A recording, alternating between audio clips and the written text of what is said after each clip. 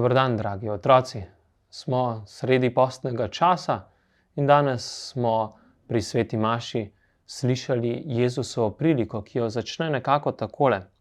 Neki človek je imel 2 sina. Mlajši med njima je rekel očetu: Oče, daj mi delež premoženja, ki mi pripada.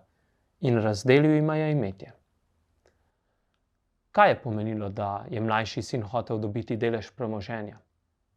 Želel je prejeti to, kar mu je pripadalo po očetovi smrti.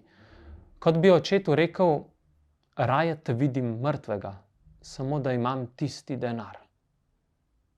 Kako kruto, kaj ne? Kako je moralo to prizadeti očeta?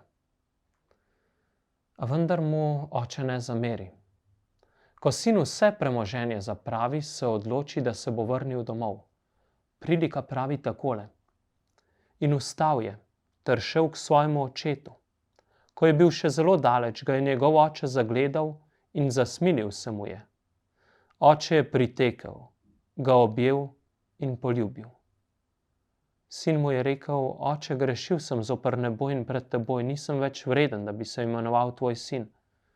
Oče pa je rekel svojim služabnikom: brž, prinesite najboljše oblačilo in ga oblecite. Dajte mu prstan na roko in sandale na noge. Pripeljite pitano tele in ga zakolite ter jejmo in se veselimo. Ta moj sin je bil namreč mrtev in je oživel. Bil je izgubljen in je najden. In začeli so se veseliti. Na sinovo veliko presenečenje mu oče ni zameril, ampak se ga je razveselil, ga obdaril. Zakaj? Ker se je spreobrnil in vrnil domov. In ta prilika govori tudi o nas. Z grehi, ki jih storimo, užalimo Boga. Se od njega oddaljimo. A on nam ne zameri.